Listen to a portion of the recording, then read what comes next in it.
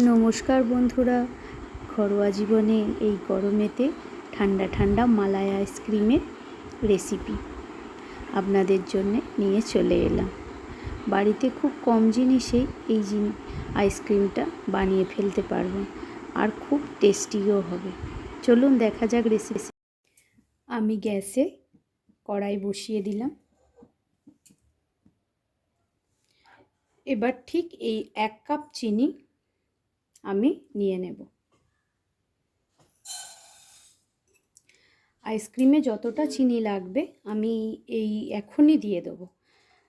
পরেও দেওয়া যায়, তখন চিনিটাকে একটু পেস্ট করে দিতে হয়, না হলে চিনিটা গুলতে দেরি হয়। আর এখন যদি চিনিটাকে একটু ম্যারিনেট করে ভেজে দেওয়া যায় তাহলে খুব সুবিধা হয়।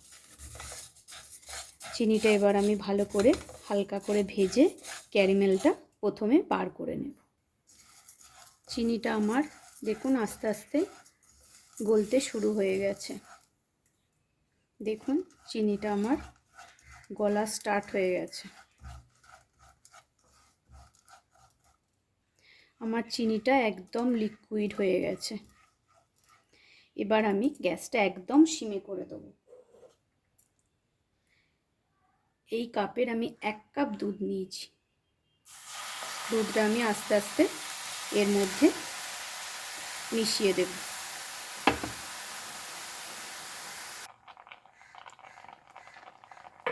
কোনো চিন্তার কিছু কারণ নেই, এটা আস্তে আস্তে দুধটা গলতে গলতে এইটা তলা চিনিটাও লিকুইডটা এর সঙ্গে মিশে যাবে। এবার আস্তে আস্তে এইটাকে আমি ফুটতে ছেড়ে দেব। আমি আমুলের এই ফ্রেশ ক্রিমটা নিয়েছি, এই কাপের 1 কাপ। আমি এই বোলটার মধ্যে ক্রিমটা ঢেলে দেব। জল অ্যাড না করার চেষ্টা করবেন।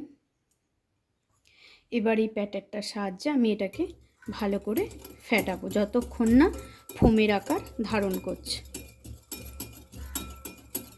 এইটাতে একটু সময় লাগবে, কারণ এটা ফেটিয়ে ফেটিয়ে ফোমের আকার ধারণ করাতে হবে, না হলে আইসক্রিমটা কিন্তু টেস্টি হবে না। দেখুন ঠিক এইভাবে দুধটা মেরে ক্ষীরের আকারে করে নেবে।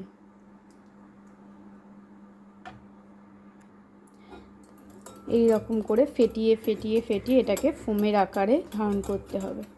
এটাতেই একটু সময় সাপেক্ষ, ধৈর্য ধরে একটু ফেটাবেন, তাহলেই আস্তে আস্তে ফোমের আকার নিয়ে নেবে। দেখুন ফ্রেন্ড, আমার অনেকটাই কিন্তু ফোমের আকার এসেছে। এখনও আমায় ফেটাতে হবে, কিন্তু তার আগে আমি এই চামচটা করে ঠিক 2 চামচ ভ্যানিলা এসেন্স এর মধ্যে দিয়ে দিলাম। দেওয়ার পর আবার আমি এটা ফেটাতে শুরু করব। ফেটিয়ে ফেটিয়ে হাঁপিয়ে গেলাম, যতটা ফোমের আকার এসেছে। আরও ফেটাতে পারলে আরও ভালো, তবে আমার আর দম নেই। এবার আমি এর মধ্যে আমার এই করে রাখা ক্রিমিটা দিয়ে দেব। এটা দিয়ে আর একটু ফাটাবো আমি। এই যেটাতে ক্ষীর করেছি এটা চারিদিকে দেখুন অনেক মাটা লেগে আছে, তাই 1 কাপ মতো দুধ আমি এর মধ্যে অ্যাড করছি। এবার এটা চারিদিক আমি ভালো করে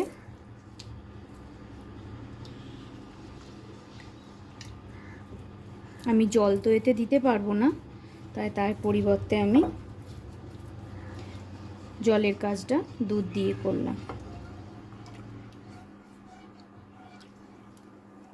সময় আর একটা কাজ করবেন, দেখে নেবেন যে মিষ্টি আর লাগবে কিনা। যদি মিষ্টিটা একটু কম লাগে তাহলে চিনিটাকে মিক্সিতে ডাস্ট করে নিয়ে এর সঙ্গে মেশাতে হবে। এবার এইটাকে আর একটু আমি ফেটিয়ে নিই। আমি কিছু ড্রাই ফ্রুটস নিয়েছি, পেস্তা, আমন্ডস আর ব্ল্যাক রিজন, ঠিক আছে? এগুলো আমি খুব একটা পেস্ট করব না, তবে একটু গুঁড়ো করে নিয়ে এর সাথে মেশাবো। আমি এবার কিছু ড্রাই ফ্রুটস এর মধ্যে মিশিয়ে দিলাম,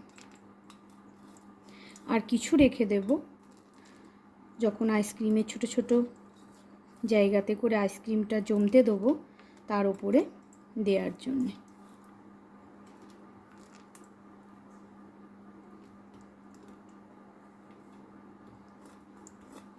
একটু ড্রাই ফ্রুটস বেশি হয়ে থাকলে আইসক্রিমটা খেতেও খুব সুন্দর লাগে।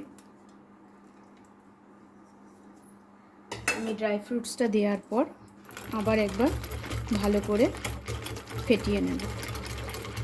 এই ফেটানোটা যত সুন্দর হবে আইসক্রিমটা তত ভালো হবে খেতে। তাই যতক্ষণ পারবেন ধৈর্য ধরে এটা ফেটানোর চেষ্টা করবেন।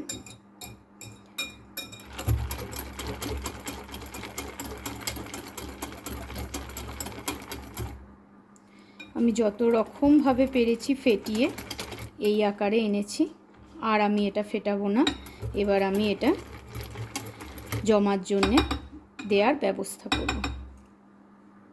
ঠিক আছে, আপনারা এরকম টিফিন কৌটো নিয়েও ফ্লেভারটা ঢেলে দিতে পারেন, ঢেলে দিয়ে ফ্রিজে জমাতে পারেন। আমি এরকম ছোট ছোট কাপ ছিল আমার কাছে, সেই কাপগুলো নিয়েছি, তাহলে খেতে সুবিধা হবে। এরকম কাপগুলো সুন্দর করে সাজিয়ে নিয়ে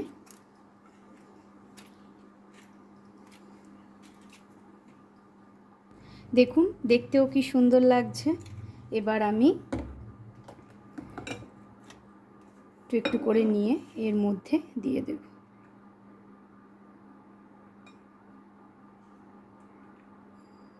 একটু ভালো করে গুলিয়ে নেবেন, তাহলে তলার ড্রাই ফ্রুটসগুলো উঠে আসবে।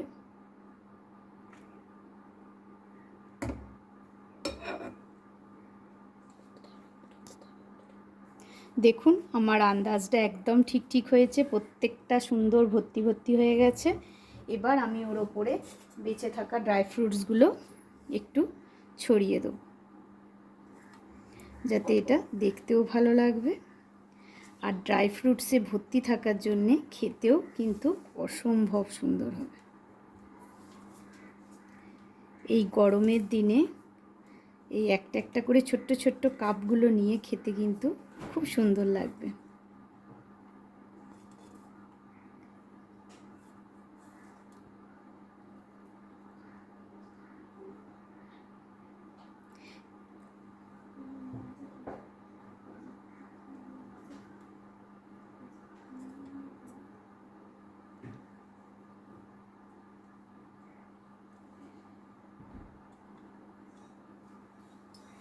দেখতেও এটা কিন্তু খুব সুন্দর হয়েছে, খুব সুন্দর লাগছে। এবার আমি এটা ভালো করে চাপা দিয়ে দিলাম। এবার এটা রেডি। এবার এটা আমি ডিপ ফ্রিজে ঢুকিয়ে দেব। তাহলে আমার ভিডিওটা কেমন লাগলো অবশ্যই কিন্তু কমেন্ট করে জানাবেন। আর আমার চ্যানেলটা যারা নতুন তারা একটু সাবস্ক্রাইব করে দেবেন। এইভাবেই গরমের দিনে আইসক্রিম বানিয়ে বাড়ির সবাইকে আনন্দ দিন, আর নিজেও আনন্দ পান।